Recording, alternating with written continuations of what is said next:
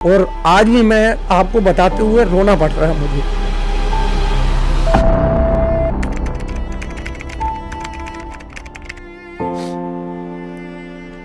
मैंने मजदूरी का काम करा, 55 रुपए दिहाड़ी से मैंने प्लाई बोर्ड के अंदर काम करा। इतनी मेहनत का काम था जो कि मेरे से हो नहीं सकता था, फिर भी मैंने बड़ी हिम्मत करी, उस काम को पकड़ा मैंने। और जब से मैंने ये मजदूरी का काम करा है तब से मैंने अपने बच्चों को पाल पोस के पढ़ा के और आज जो है वो स्टैंड हो गए हैं और अच्छी जगह नौकरी कर रहे हैं। परिवार के बारे में कुछ बताना चाहेंगे आप? परिवार पूरा नहीं है अभी? मेरी पहले वाइफ थी, वाइफ से मेरा 25 साल पहले तलाक हो गया था।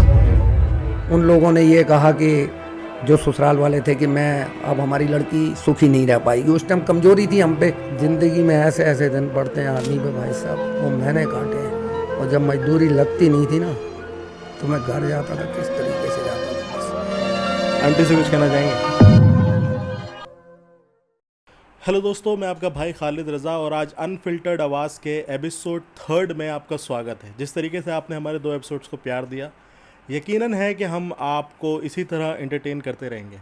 हमने बताया था कि हमारा जो ये अनफिल्टर्ड आवाज़ है, इसमें हम सिर्फ सेलिब्रिटी तक को आपको नहीं पहुंचाएंगे, बल्कि हर एक ऐसी ज़िंदगी को और ऐसी कहानी को आप तक पहुंचाएंगे जो आपको कहीं ना कहीं मोटिवेट करे, आपको ज़िंदगी में कुछ बड़ा बनने के लिए आपको प्रेरित करे। इसी के चलते हमारे साथ आज बहुत ही प्यारे गेस्ट हैं जिनका नाम है श्री नरेश कुमार अरोरा जी। कैसे हैं अंकल आप? ठीक है। सबसे पहले तो आपका बहुत बहुत स्वागत है, आप आज हमारे चैनल के आए और हम सभी, हमारी जो टीम है, आपका थैंक यू कहना चाहती है। तो अंकल, आप के बारे में आप थोड़ा बताइए, आप क्या हैं, क्या करते हैं, कहाँ से हैं? सर मैं जो है सबसे पहले तो मैं मजदूरी करता था। पहले मेरी बहुत बड़ी दुकान थी बुक सेलर की, सितारगंज रोड बरा पे।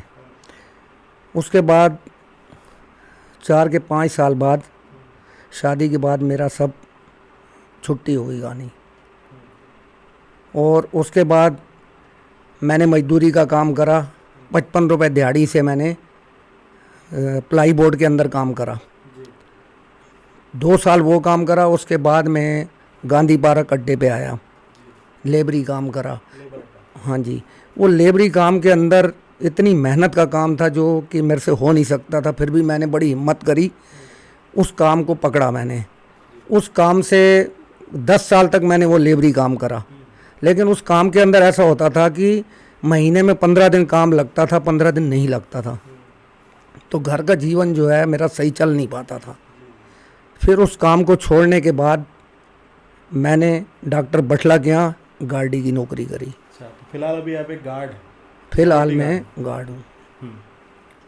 फिलहाल मैं गार्ड हूँ और यहाँ भी मुझे 2 साल हो चुके हैं। यहाँ भी मुझे बहुत कुछ झेलना पड़ता है गाड़ी वालों का।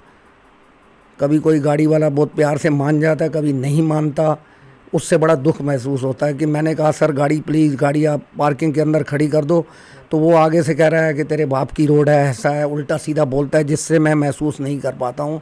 और फिर मैं नौकरी छोड़ के बैठ जाता हूँ। फिर मेरे को घर से पकड़ के लाते हैं। मेरे सामने कई गार्ड आए, कई चले गए, लेकिन डॉक्टर साहब मुझे ही लेके आते हैं और मैं वहीं काम करता हूँ। अच्छा, घर से पकड़ के लाते हैं या आप? इतना क्या टैलेंट है आपके पास, जब नौकरी छोड़ देते हैं आप, फिर आपको घर से पकड़ के लाना पड़ता है? सर मैं मेहनत करता हूँ, मैं कहीं भी काम करता हूँ, मैं उस काम को अपनी तरह करता हूँ। मैं अपने घर का, मुझे ये नहीं मालूम मेरे घर के अंदर क्या ख़त्म है क्या नहीं। मैं जब नौकरी पे लगता हूँ तो मुझे ये लगता है नौकरी मेरे को दिखती है और मुझे पेशेंट दिखते हैं, पेशेंट को किस तरीके से। और खाली मेरा गार्ड का काम नहीं है, मैं गार्ड के काम करते हुए कोई पेशेंट आया, जैसे मैंने पूछा सर आप परेशान हो, चल फिर नहीं सकते हो, तो मैं अंदर से व्हील चेयर निकाल के लाता हूँ और उनको डॉक्टर साहब तक पहुँचाता हूँ।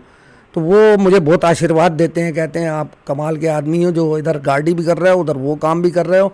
फिर किसी भी, अगर मान लिया मेरे से छोटा बच्चा भी है, मेरे से कम उम्र का भी है, अगर वो कहेगा मुझे 1 गिलास पानी पिला दो, तो मैं भागूंगा, पहले उसे मैं पानी पिलाऊंगा।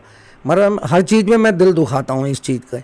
इसी चीज़ को डॉक्टर साहब ने देखते हुए उन्होंने कहा ये काम बहुत करता है। दूसरा आदमी जो है, दूसरा गार्ड मेरी जगह आया, वो बाहर कुर्सी पर बैठा रहता है, वो करता कुछ नहीं है, बस उसका तो यही है कि घड़ी देखनी है उसने और छुट्टी हो जानी है, बाकी कुछ नहीं है। इसलिए फेमस हो गया हूँ। अच्छा, हाँ, फेमस तो आप हो, आपका जाहिर सी बात है, हमने खुद आपका नेचर देखा है, इसलिए हमने आपको यहाँ पे आज हम बुलाने में मजबूर है। हमने कहा अंकल से बैठ के हम बात करेंगे। अच्छा अंकल, आज एक बड़ा ट्रेंड चला है, जो लोग जैसे बिजनेस कर रहे हैं वो तो बढ़िया, बिजनेस तो बिजनेस है। बट आजकल हिंदुस्तान में 80% लोग जो जॉब करते हैं वो करते तो हैं, सैलरी तो लेते हैं, लेकिन कहीं ना कहीं जॉब को गाली देना कि यार नौकरी है नौकरी है नौकरी है, कहीं ना कहीं ये तो हमको मानना पड़ेगा कि नौकरी ही हमारा घर शुरुआती दौर में पालती है। तो ऐसे में आप इन लोगों को क्या कहना चाहते हैं जो नौकरी को, जैसे अभी आपने बोला कि आप आज इस नौकरी को प्यार इसीलिए करते हैं क्योंकि आप उसको सिर्फ एक नौकरी नहीं मानते, आप बहुत सारे ऐसे काम करते हो जो आपके काम हैं भी नहीं, तो आप इतनी प्यार करते हो और इसीलिए आपको बार बार बुलाया जाता है। तो ऐसे लोगों के लिए क्या नौकरी, क्या समझेंगे आप लोगों के लिए? मतलब सर मैं तो उनके लिए ये कहूँगा कि आप जहाँ भी नौकरी कर रहे हैं उसको अपना काम समझ के करिए। आप सैलरी की तरफ ध्यान ना दीजिए कि मेरी इतनी है, 10 है, उसकी 20 है, उसका जितना भी है उससे कोई मतलब नहीं है। आप जहाँ भी नौकरी करें उस काम को अपना समझ के करेंगे तो उसके अंदर पैसे के अंदर बरकत पड़ती है और वो पैसा बढ़ता है। और जब से मैंने ये मजदूरी का काम करा है तब से मैंने अपने बच्चों को पाल पोस के पढ़ा के और आज जो है वो स्टैंड हो गए हैं और अच्छी जगह नौकरी कर रहे हैं। और वो मुझसे यही कहते हैं कि नौकरी छोड़ दो। मैंने कहा नहीं, नौकरी ही मेरा कर्म है और मैंने उसको करते रहना है, मतलब मैंने हटना नहीं है उस चीज़ से। बच्चे मेरे स्टैंड है, सब कुछ कर रहे हैं, ऐसी बात नहीं है, लेकिन मेरी एज इस टाइम जो है 60 है और मुझे नौकरी करते हुए कम से कम 27 साल हो गए हैं। इसी लाइन में मैं पढ़ा हूँ, लेकिन नौकरी मुझे अच्छी लगी क्योंकि अगर आप काम सही तरीके से कर रहे हैं तो आपको मालिक जो है घर की तरह मानता है और कभी भी आपको पैसे की ज़रूरत है या किसी और चीज़ की मदद है तो वो करते हैं। तो इसलिए हमको आजकल के जितने भी लड़के हैं जो भी मतलब इस किस्म के हैं उनके लिए मेरा ये कहना है कि जहाँ भी नौकरी करें वो ये पैसे को ना देखें, लेकिन काम करते रहें, अच्छी तरीके से मेहनत करें और उस काम को अपना समझें। अपना समझेंगे तो भगवान की तरफ से भी बरकत पड़ती है और मालिक भी खुश होके उसकी सैलरी आगे बढ़ा देता है। ऐसा नहीं कि 5,000 सैलरी है तो आगे बढ़ेगी नहीं, वो बढ़ाना हमारे अंदर, अपने अंदर क्वालिटी होनी चाहिए। अगर मेरे अंदर क्वालिटी है तो उस सैलरी को मैं 50,000 तक पहुंचा सकता हूं। जी बिल्कुल।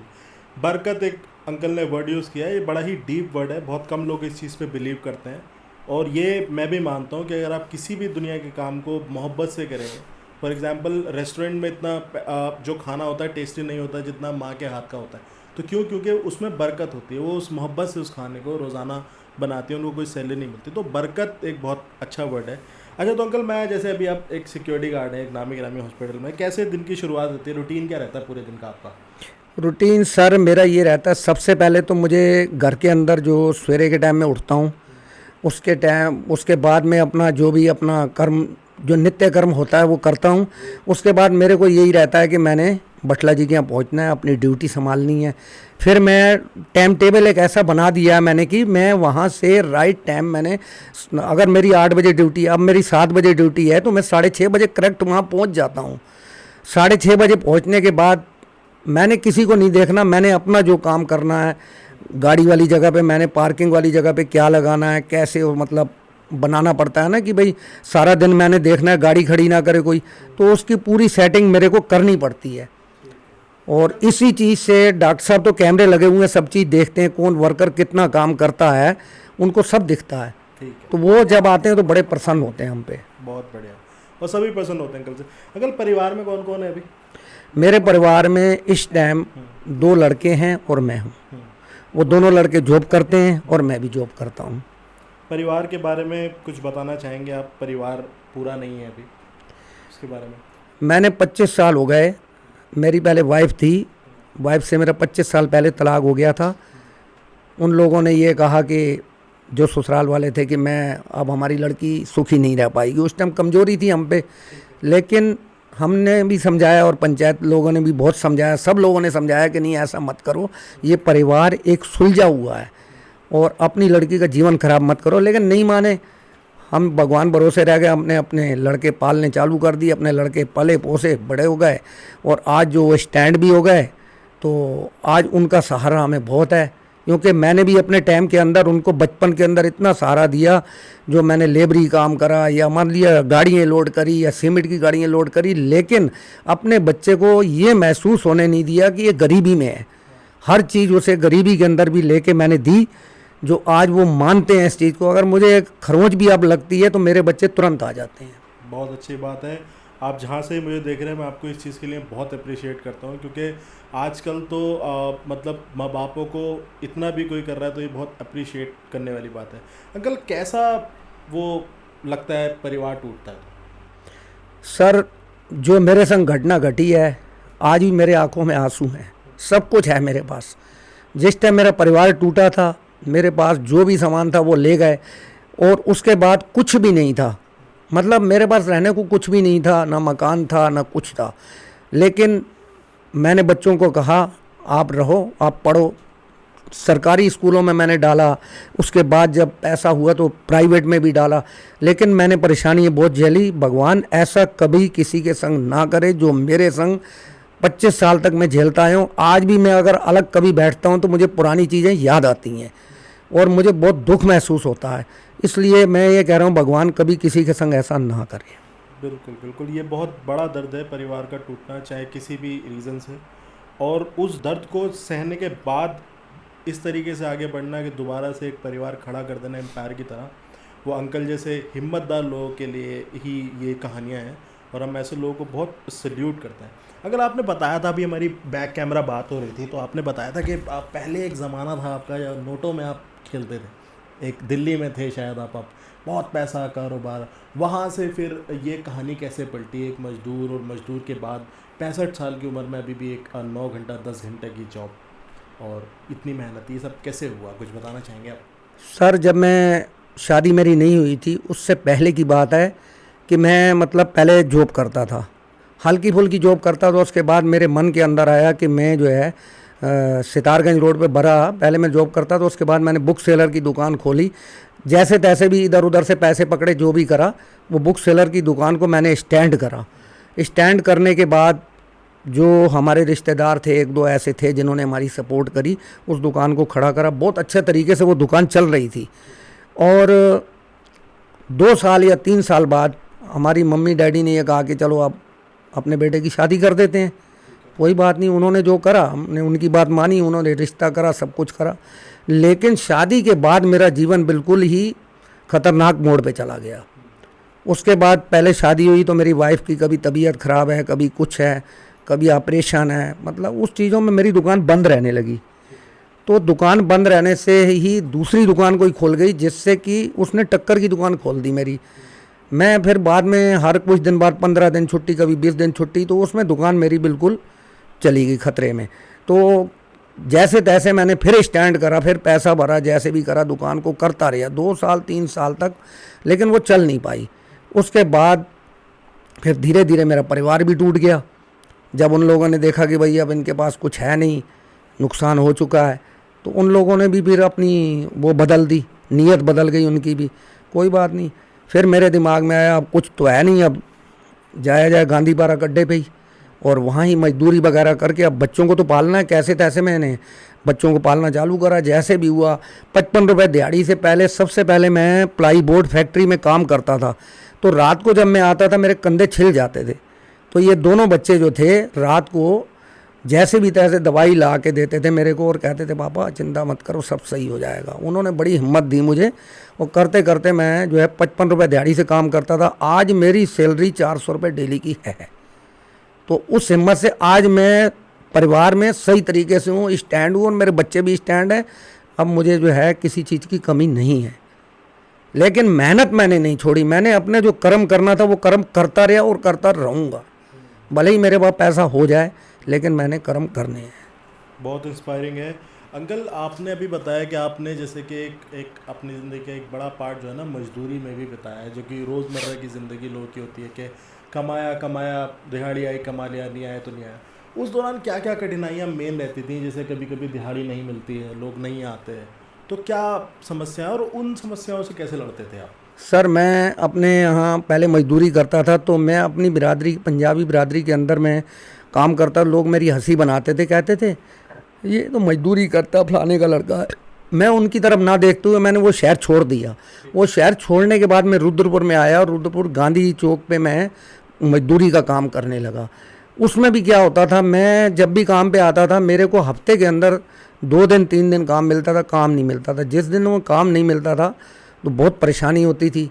फिर एक दूसरे से मांग के गाड़ी खींचनी पड़ती थी, लेकिन उस पर कर्जा चढ़ता था। मैंने हिम्मत नहीं हारी, मैं नहीं लगता था काम, फिर भी आता था। आते आते लोगों ने ये देखा एक तो ये नशा पानी नहीं करता और मजदूरी मेहनत भी करता है, तो उन लोगों ने काम देना मुझे चालू कर दिया। ठेकेदारों ने भी देखा भाई ये बंदा काम वाला है, मेहनती आदमी है, इसलिए इसे काम दिया जाए क्योंकि ये बंदा सही है। उस दौरान फिर काम लगातार मेरा लगता रहा और मैं काम करता रहा। इस दौरान मेरा जो है डॉक्टर बटला के यहाँ कुछ काम था, वहाँ गया मैं, और उन लोगों ने ये देखा, मैं उनके यहाँ भी 3-4 महीने काम करा और उन लोगों ने 3-4 महीने में ये देख लिया कि ये बंदा मेहनती है, ईमानदार है और ये मेहनत बहुत करता है। इसलिए उन्होंने मुझे अपने यहाँ डॉक्टर की दुकान पे गार्ड की नौकरी दे दी और वो गार्ड की नौकरी निभाते हुए आज तक मैं ईमानदारी से चलता रहा और आज तक मैं उन्हीं के यहाँ, मुझे कम से कम 5 साल हो चुके हैं डॉक्टर बटला के यहाँ। अंकल, जैसा कि अभी आपने एक बहुत फेमस चीज़ है, लोग कहते हैं अल्लाह के नाम पे दे, तो ये बहुत फेमस इंडिया में कोट है, कम्युनिटी जो सबसे ज़्यादा मांगती है पैसा वो नो डाउट हमारी ही कम्युनिटी है, मुस्लिम कम्युनिटी। ठीक, दूसरी ओर एक चीज़ और बहुत ज़्यादा वर्ल्ड वाइड फेमस है कि लोग कहते हैं कि किसी पंजाबी को कभी मांगते नहीं देखा। आपने, मैं समझता हूँ, जितनी ज़्यादा चीज़ें झेली है और आपने अभी भी एक बहुत बड़ा एग्जांपल दिया कि आपकी कम्युनिटी के लोग आप मजदूरी करने में भी मतलब आपको शर्म आती थी, तो ये क्या सच बात है? नहीं पंजाबी कभी इस तरफ जाता, किस तरीके की भी खा लेता, लेकिन कभी मांगना ये सब, और इसके पीछे क्या रीज़न है? सर ऐसा है ना, जब आदमी के संग बीतती है तब पता चलता है। मैं जब रुद्रपुर में आता था, पहले किच्छा छोड़ा तो रुद्रपुर में आया, अब रुद्रपुर में किच्छा और रुद्रपुर का कोई फासला नहीं है, तो किच्छा वाले रुद्रपुर में आते थे, मेरे को मजदूरी करते हुए कभी देखते तो यही कहते, यार तेरा यही काम है, तुझे और कुछ काम नहीं मिला था। एक पंजाबी ने मेरे से घी की दुकान थी, ये अपना सुभाष कॉलोनी के अंदर, उसने कहा तेरे को यही काम है, तू पंजाबियों का नाम डुबो रहा है, ये कर रहा है वो कर रहा है। मैंने कहा सर मेरी मजदूरी, मैं मजदूरी कर रहा हूँ, मैं अपने बच्चे पाल रहा हूँ, आप मेरे को ज़्यादा डिस्टर्ब मत करो, और इसलिए मैं जो काम, जिस काम में मैं खुश हूँ, ये चोरी डकैती तो नहीं है ना, मजदूरी है ना, मेहनत है ना, तो मैं मेहनत करता हूँ और करता रहूँगा। आप मेरे से ज़्यादा मतलब मत रखिए और मुझे काम करने दीजिए, क्योंकि मैं जो काम कर रहा हूँ मुझे बच्चे पालने हैं, और मैं अगर काम नहीं करूँगा मेरे बच्चे आप तो पालोगे नहीं ना, आप मेरी सपोर्ट करोगे, इसलिए मेरे को जो काम करना है कर रहा हूँ, करने दो, मेरे काम में आप अड़ंगा मत डालो। और उसका आपको रिटर्न में मिला है। लोगों के पास सब कुछ होने के बाद भी वो अपने बच्चों को इस तरह नहीं करवा सकते, इतना आपने मेहनत करके आज अपने पैरों पे लोगों को खड़ा कर दिया। अंकल, जैसे आप जब आपका एक समय था, आप मजदूरी करते थे, एज भी थी आपकी, कोई एक ऐसा दिन आपके पास है जो आप मतलब परेशान हो गए हो ज़िंदगी से, कुछ नहीं है, काम में नहीं मिला, मतलब आपको लगा कि यार क्या ज़िंदगी है ये? मतलब एक दिन ऐसा आया मेरे संग, मैं अपना यहाँ रुद्रपुर के अंदर, रुद्रपुर इंदिरा चौक से सीधा आ रहा था, तो मजदूरी करने आ रहा, बड़ा परेशान था, तो परेशानी के अंदर मैं बिल्कुल साइड में चल रहा था, पीछे से एक रिक्शे वाला आया, उसने मुझे ठोक दिया। पीछे से जब मैं ठुका आया पैर, तो मेरा पैर जो था टेढ़ा हो गया, मुड़ गया। उसके बाद मुझे होश नहीं हुई, मैं बेहोश होकर वहाँ गिर गया। तो मेरे ठीक सामने जो कार वाला कोई कार धो रहा था, तो मैंने आवाज़ लगाई अंकल बचाओ मुझे, तो उस बंदे ने मुझे किसी तरीके से होश में लाने के बाद डॉक्टर बटला के यहाँ पहुँचाया, और डॉक्टर बटला के यहाँ जैसे तैसे दवाई ववाई करवाई उसने, लेकिन वो पैर सही नहीं हुआ।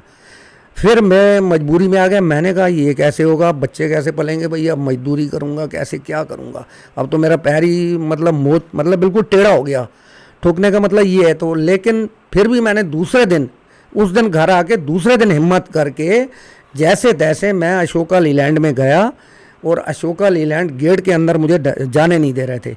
तो मुझे कह रहे हैं भाई जिसको चोट लगी होती है उसको हम ले नहीं सकते हैं। मैंने कहा सर मैं बहुत मजबूर इंसान हूँ, आपकी फैक्ट्री में आते हुए गेट के अंदर मैंने कदम रखा था और उसी टाइम में गिर गया, जिससे कि चोट लगी है मुझे और कुछ नहीं है।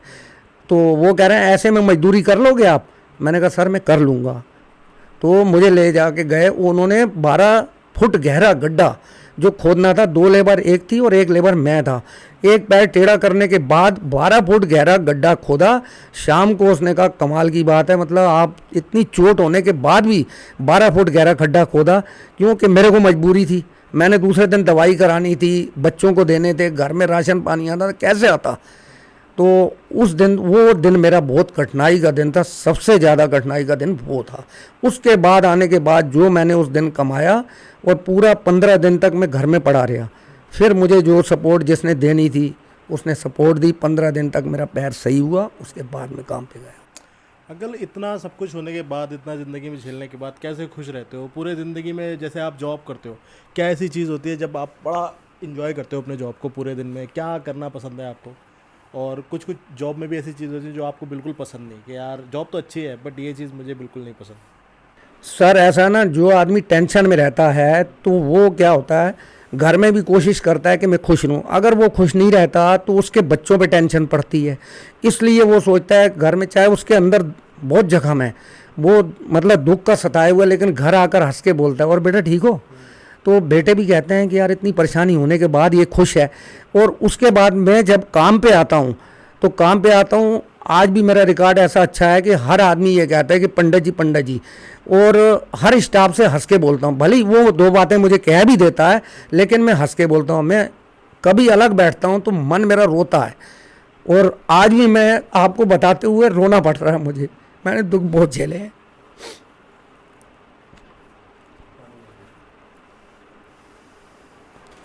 कोई बात नहीं अंकल, आप जैसे लोगों से ही आपकी कहानी सुन के ही हम लोग मोटिवेट होते हैं, और जो है दुनिया जानेगी आपकी कहानी। और आपसे मैं मानता हूँ, मैं ही पहली बार, मतलब मैंने बहुत लोग इंटरव्यू में, मैं इतना ज़्यादा इमोशनल हो रहा हूँ और मैं इतना मोटिवेट हो रहा हूँ कि मैं चाहता हूँ दुनिया कुछ सीखे आपसे, और इसीलिए आपको आज मैंने यहाँ बुलाया। अंकल जैसे कि एक ज़िंदगी होती है आदमी की, कुछ और करना पसंद है आपको इसके अलावा? लोग गाना वाना पसंद होता है, कुछ पिक्चर देखना पसंद होती है, क्या क्या पसंद है आपको? सर मैं पहले मंदिर में गाता था, और एक बार यहाँ पे बटला हॉस्पिटल के अंदर, जैसे गाड़ी खड़े, उल्टी सीधी गाड़ी खड़ी हो जाती है, आउट गाड़ी खड़ी होती है, उसका अनाउंस करना पड़ता है कि गाड़ी नंबर इतना इतना, गाड़ी हटा लें। तो मैंने मैडम से कहा कि आप एक माइक लेके आओ। तो उन्होंने माइक लेके आई, तो मुझे बता रही हैं कि पंडित जी आप इधर आइए, माइक में कैसे बोलना है। तो वो मुझे बता के सिखा रही थी कि माइक में ऐसे ऐसे बोलना है। मैंने, मैडम एक बार माइक मेरे को दीजिए। तो उसने माइक मेरे को दिया, तो मैंने कहा गाड़ी नंबर इतने इतने वाला, जहाँ कहीं हो तुरंत आ जाए। तो कह रही पंडित जी आप तो सीखे हुए। मैंने, मैडम मैं गाता था और गाता हूँ आज भी। आज भी अगर मैं कभी गाना या भजन गाता हूँ तो मतलब मेरा ऐसे लगता है कि वाकई आवाज़ अच्छी है। तो सुनाना चाहोगे? अरे सर, एक दो लाइनें।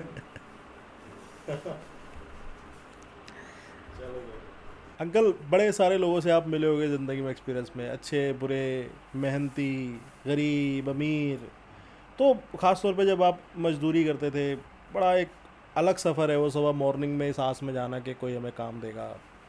तो किसी की ऐसी, आप किसी ऐसे शख्स से मिले वहाँ जो, जिसकी कहानी सुन के आप रो दिए हो, मतलब इतनी भी परेशानी, कहाँ परेशानी उसने झेली हो ज़िंदगी में आपके अलावा, और क्या कहानी थी उसकी? सर ऐसा हुआ, एक बार मैं घर से चला और मेरा तो 3-4 दिन काम लग गया था चौक पे आने से।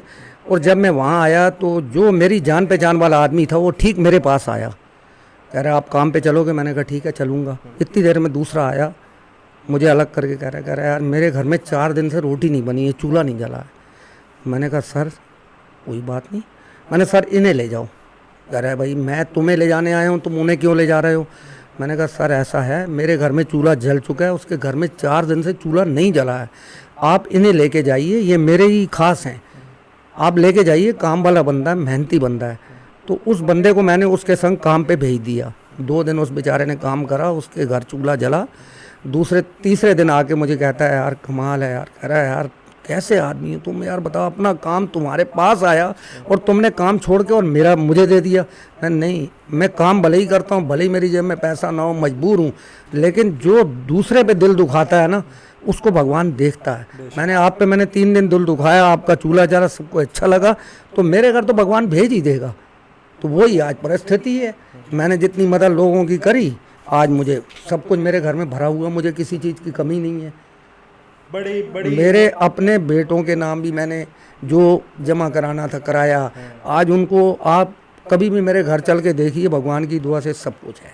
सब कुछ है। और ये सिर्फ मेहनत की वजह से नहीं, जो आपका दुनिया पे बिलीव है ना, आप जितने आस्तिक हो, भगवान को मानना, हार नहीं मानना, क्या कहना चाहोगे यूथ को? क्या कहना चाहोगे अंकल? आजकल नौजवान पीढ़ी है, ज़रा सी बात पता है आपको, डिप्रेशन, आपको ये बात पता है कि डिप्रेशन नाम की कोई बीमारी होती है?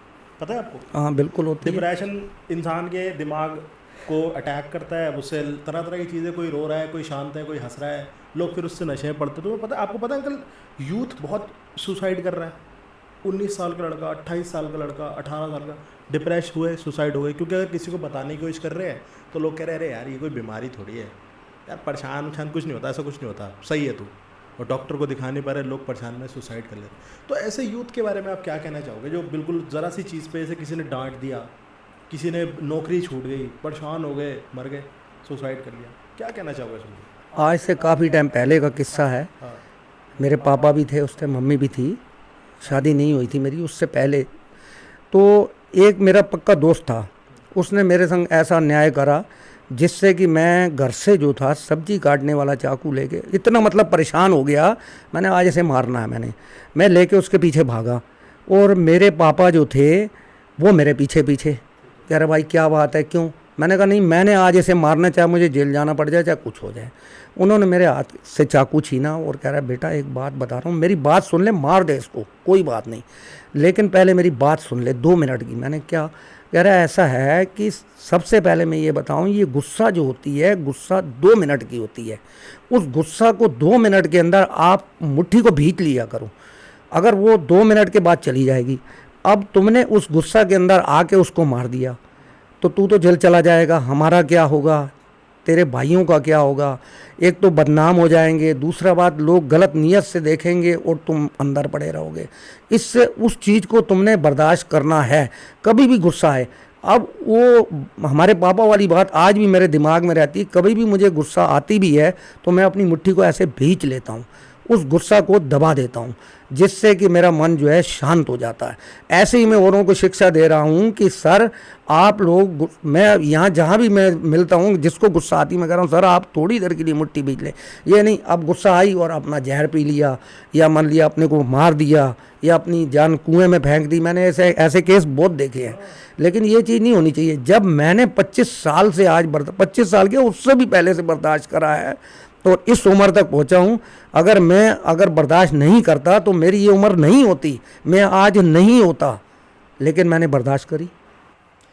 दोस्तों इसीलिए कहते हैं कि बड़े बूढ़ों की सुनना चाहिए। कल इत्तेफाक से कल रात में एक बहुत बड़े साइकोलॉजिस्ट को देख रहा था, वो एग्जैक्ट सेम बात बता रहा था, एग्जैक्ट सेम बात। उसने कहा कि अगर आपको कोई गुस्सा आ रहा है तो आप उसे कुछ देर के लिए शांत करो, क्योंकि ये एक टाइम पीरियड होता है गुस्से का, और उसके बाद जब आप शांत हो चुके हैं, सुबह गुस्सा आया था, रात हो चुकी, तो आप उस गुस्से को एनालाइज करो कि भाई क्या गलती थी, क्यों आया मेरे को गुस्सा, और मैं इस चीज़ पे कंट्रोल। फिर अगर आप गुस्सा शांत होने के बाद उसे एनालाइज करते हो तो कंट्रोल करना इज़ मच मोर ईजियर।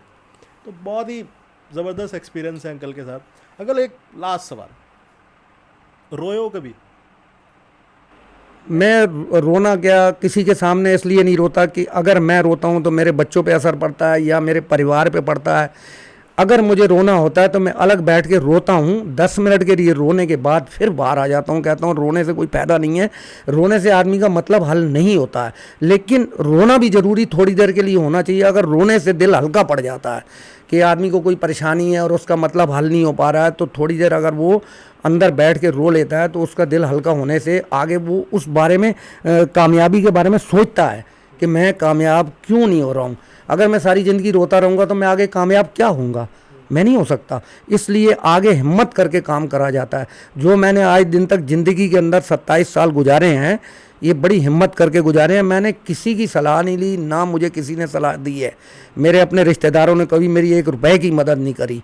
आज भी मेरे भाई इस मुकाम पे हैं कि उनके पास अच्छी खासी कोठी हैं, गाड़ी हैं, सब कुछ हैं, लेकिन मैं अपने इस पैसे में ऐसे लगता है जैसे मेरे पास तो उनसे ज़्यादा बड़ी कोठी है, उनसे ज़्यादा बड़ा हूँ मैं। वो अगर मैं आज भाई के घर जाता हूँ तो वो आज भी ये महसूस करते हैं, मैं कह रहा हूँ भाई को देखने जा रहा हूँ, तो वो ये महसूस करता है कि ये मुझे मेरे से मांगने आया है। अरे मैं तेरे से क्या मांगूंगा, मेरे बच्चे कमा रहे हैं, मैं कमा रहा हूँ। आज मेरे बच्चे स्टैंड है, कल मेरे पास नहीं था तब भी मैं आपसे मांगने नहीं आया। मैंने मेहनत करी, मजदूरी करी, परातें ढोई, लेकिन बच्चे पाले, लेकिन मैंने आपसे मांगा नहीं है, मेहनत करके कमाया है। मैं ऐसे हर इंसान से कहता हूँ कि आप अपने रिश्तेदारों के पे भरोसा मत करो, किसी पे मत करो, अपनी मेहनत मजदूरी करके अपने बच्चों को स्टैंड करो, जैसे कि मैंने स्टैंड करा है। और आज भी मैं दुख है तब भी हंस रहा हूँ, क्यों कि हंसता रहूँगा तो मेरे बच्चे भी हंसते रहेंगे। आज मैं रोऊंगा तो कल मेरे बच्चे रोएंगे, तो मेरा जीवन कैसे चलेगा? आंटी की याद आती है? आंटी की याद क्या आती है? आंटी तलाक होने, लिखित रूप में तलाक भी हो गया, सब कुछ हो गया। उसके बाद भी मैंने अपने 2 बेटे थे, एक बेटे को भेजा, मैंने कहा जाओ तुम किसी तरीके से भी करो, उससे मैं माफ़ी मांग दूंगा। मैं झुक गया उनके सामने कि मैं झुका किसके लिए? कि अपने बेटों की खातिर, कि यार कल को मैंने बेटों की शादी करनी है तो वो जिसके यहाँ शादी होनी है वो सबसे पहले पूछेगा इसकी माँ कहाँ है। बाप तो है सो है, माँ कहाँ है, तो उसके उनको हम क्या जवाब देंगे? इसलिए उस लड़के को मैंने भेजा, लेकिन उस बंदी ने उस लड़के की बात भी नहीं मानी। फिर दिल्ली से यहाँ आ गए, रहने लगे, उसके बाद भी हमारी बात नहीं मानी। मैंने लड़के से कहा, मैंने कहा ठीक है, तू इसके संग रहता रहे, छोटा वाला मेरे संग रहता रहेगा, तू अपनी माँ की सेवा कर और ये मेरी सेवा करेगा। तुम दोनों, बिगड़ी मेरे से है, तुमसे तो नहीं बिगड़ी। तुम अपने माँ बाप की सेवा करो और ये मेरे पास रहेगा, तू उसके पास रह। वो उसके पास रह रहा है बड़ा वाला लड़का, और छोटा वाला मेरे पास रह रहा है। अब ऐसे ही जीवन व्यतीत हो रहा है। अगर कभी उसकी बुद्धि बदल गई तो मेरा घर बन जाएगा। हम तो भगवान इंतज़ार करते हो आज भी? इंतज़ार आज भी करता हूँ। मेरे से जब मैं ये तलाक हुआ था उससे बाद भी हमारे रिश्तेदारों ने काफ़ी सपोर्ट करा कि शादी कर लो। मैंने कहा शादी नहीं करूँगा, अब मेरी शादी हो चुकी, मैंने बच्चों के संग ही ज़िंदगी गुजारनी है। और वो बच्चे, एक 5 साल का था, एक 7 साल का, उन्हीं के संग मैंने ज़िंदगी गुजारी है, वो गुजारता रहता हूँ, हंसते रहते हैं। वो छोटा वाला मेरे साथ रहता है। आज भी मैं, कभी आप मिलेंगे तो मैं आपको दोनों को दिखाऊँगा, ये तो जानता है लड़का। मैं जो 2 भाई हैं हमारे भाई हैं, अब तो आपके 2 बेटे हैं, कैसा रिश्ता है उनके साथ? मतलब जैसे कि क्या, मतलब किस तरीके का मोहब्बत, प्यार मोहब्बत है आपकी बच्चों के संग? हाँ। बच्चों के संग तो मेरा ऐसा है कि अपना मैंने जैसे पेट काट के उनको पाला है, आज भी मैं जितना पैसा मेहनत से कमाता हूँ, जो भी कमाता हूँ, तो आज भी मैं ये सोचता हूँ कि बच्चों के लिए रखूँ बस। मुझे अपना ये होश नहीं रहता कि मेरे कपड़े कैसे हैं, मेरे जूते कैसे हैं, या मैंने कोई चीज़ खानी है, ऐसा कुछ नहीं है। मैं अगर लेके, मान लिया मुझे कोई दे भी जाता है गिफ्ट के अंदर, या वैसे कोई खिलाता है, तो मैं उस चीज़ को बांध के अपने थैले के अंदर रखता हूँ और रात को घर ले जाके देता हूँ कि ये तेरी है, ये बड़े वाले की है। जबकि बड़ा वाला अलग रहता है, फिर भी मैं उसकी चीज़ आज भी रखता हूँ। वो मेरे से खुश रहते हैं। अगर मुझे खरोंच आती है तुरंत आ जाते हैं। कैसे खर्चा कैसे होता है? जैसे मान लो 400, अभी 500 चल रही है, अब क्या लगता है 500 रुपये यार, कैसे खर्चा कैसे डिसाइड करते हैं ये लोग? मैं ये कह रहा ना, वो डिसाइड ऐसे करा जाता है जैसे कि हमारी 400 रुपये मजदूरी है, उस 400 में से भी मैं 100 रुपये अलग जोड़ता था। उस 300 को बच्चों को भी, बच्चे भी ये समझते थे कि पापा आज मजदूरी करके आए हैं तो इनके पैसे को अलग करके जमा करें। छोटा वाला लड़का आज भी पैसे उस तरीके से रखता है जिस तरीके से मैं मजदूरी करके आता था, और जोड़ते थे, दोनों अलग रखते थे। और जब मेरे को अचानक 3-4 दिन काम नहीं लगा तो कहते पापा पैसे ये पड़े हैं। उस पैसे से मेरी गाड़ी खींचती थी, तो मुझे ये महसूस नहीं होता था कि मैंने 4 दिन काम नहीं करा या मुझे मिला नहीं। इतना बच्चों के अंदर भी प्यार था। हाँ, ऐसे परिवार आज आगे बढ़ गया। बच्चों के साथ कैसा रिश्ता है? बाप जैसा, दोस्त जैसा, कैसा रिश्ता? रिश्ता मेरा दोस्त जैसे होते हैं उस तरीके से। आपस में जब हम शाम को जाते हैं काम करने के बाद, तो दोनों गले लगते हैं, मेरा छोटा बेटा और वो कहता है डैडी एक फ़ोटो। आज भी उसके मोबाइल के अंदर इतने फ़ोटो भरे हुए हैं। मैंने कहा बेटा मैं थक गया, मुझे लेटने देखा रहा, नहीं डैडी एक फ़ोटो। मतलब उनका प्यार ऐसे है कि जैसे उन्हें सालों बाद दोस्त मिला है। वो तो महसूस ना मैंने उन्हें दिया ना उन्होंने उन्हें दिया आज तक। बहुत लकी है। लेकिन इतना प्यार देखने के बाद भी आज घरवाली पलट जाती तो मैं मानता कि भगवान मेरे पास आ गया। आज भी मैं उनको भगवान मानता हूँ कि यार घरवाली आ जाए। मुझे अपना नहीं है, मुझे अपना कोई चीज़ की ज़रूरत नहीं। मैं अपना अभी आज भी मेहनत करता हूँ और करता रहूँगा। मेरे अंदर भगवान ने शक्ति इतनी डाल रखी है कि मैं पूजा पाठ बहुत करता हूँ। मुझे मेरा एक ही कर्म है पूजा पाठ। नशे पानी के अंदर मैं बिल्कुल नहीं हूँ कि यार किसी तरीके से ये घरवाली वापस आ जाए और इन बच्चों की शादी एक बार मेरी आंखों के सामने से हो जाए। मुझे किसी चीज़ की ज़रूरत नहीं। मेरी ज़िंदगी तो अब हो चुकी। मेरे साल 2 साल 4 साल जो भी हैं वो कम से कम ऐसे कट जाएं कि यार मैं बच्चों की शादी कर चुका।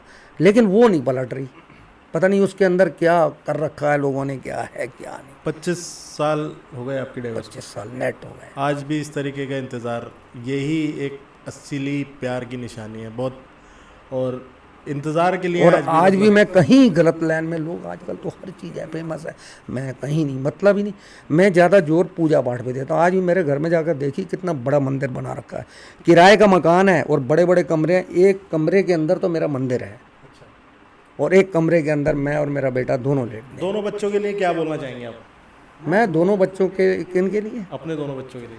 मैं यही चाहूँगा कि बस मुझे एक ही ये शौक़ है, बस मेरी वाइफ आ जाए और मेरे बच्चे सारे मिलके एक परिवार बन जाए, तो मैं ऐसी पार्टी दूंगा कि दुनिया देखेगी।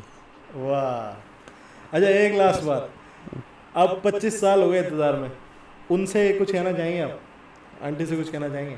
मैं कुछ नहीं कहना चाहूँगा, मैं हर बात में उनके लिए दबने को तैयार हूँ, कुछ भी नहीं कहूँगा।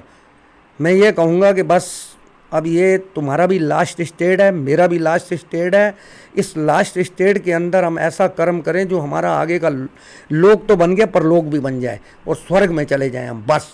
और स्वर्ग में जब जा सकते हैं, पूजा पाठ से भी नहीं जाएंगे, अगर हम अपना परिवार बनाएंगे और बेटों के संग मिल के रहेंगे और उनकी शादी करेंगे धूमधाम से, तो ये दुनिया देखेगी कि यार ये क्या हो गया। वो कहते नहीं है गाने के अंदर, मेरे दोस्त किस्सा ये क्या हो गया, सुना है कि तू बेवफा हो गया। वाह, क्या बात है। अंकल, एक लास्ट सवाल, हाँ जी। एक लास्ट। अच्छा, ये कहानी बड़ी इस टाइम पे ना हिंदुस्तान में सबसे ज़्यादा कि शादियां हो रही हैं लव मैरिज तक, 2 साल में ख़त्म, 3 साल में, 4 साल में बच्चे हो रहे हैं। लोग कहते हैं पहले होता था ना सोच के बच्चे हो जाएंगे तो सब सही हो जाएगा। जो परिवार टूटते हैं उनके बारे में आपका क्या संदेश है? कैसे ज़िंदगी को आगे बढ़ा सकते हैं? हार ना माने, बहुत मर्द सुसाइड कर रहे हैं, बहुत। ऐसा है ना, ज़्यादातर तो ये जो लव मैरिज हैं ये ज़्यादा सक्सेस नहीं है। जो पहले के रिश्ते सक्सेस थे वो किस लिए थे कि माँ बाप रिश्ता करता था, अगर कोई बात आ भी जाती थी तो माँ बाप उसके संग बोलने को तैयार रहता था। अब माँ बाप को पता नहीं, रिश्ता हो गया, हाँ जी आप आ गए जी, मैं तो ये लड़की पसंद करता हूँ, मैं ये लड़का पसंद करता हूँ। मतलब आपस में ऐसा हो चुका है कि माँ बाप बोलता कुछ नहीं है लेकिन अंदर से दुखी है। क्यों? कि उसकी बात नहीं चलती। लेकिन रिश्ते वो निपते हैं जो क्या नाम है माँ बाप करता है।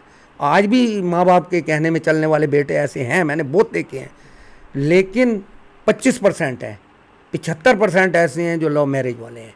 वो लव मैरिज के रिश्ते अपने आप टूटते हैं। क्यों?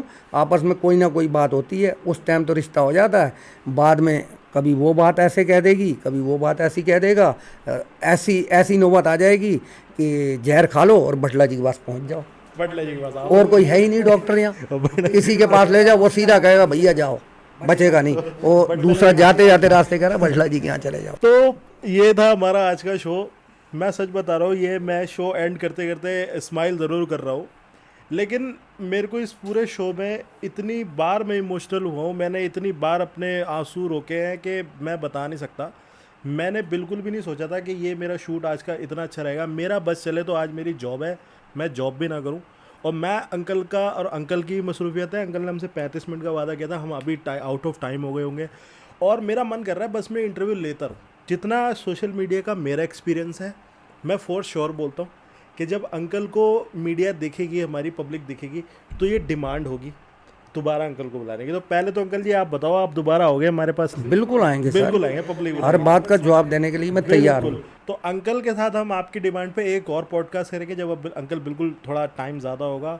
और भाई बहुत स्पेशल थैंक यू। ऐसा गेस्ट मेरे को नहीं लगता कि मैं ढूंढता तो मुझे मिलता। भाई अदनान बैठे हैं, नुमान बैठे हैं, टीम है, और अदनान भाई का स्पेशल थैंक यू जो क्या कहते हैं अंकल को लेके आए। अंकल बहुत शुक्रिया। जितने भी हम हैं, जो भी हमारी ऊपर वाले ने औकात बनाई है, अभी कुछ नहीं आगे होंगे।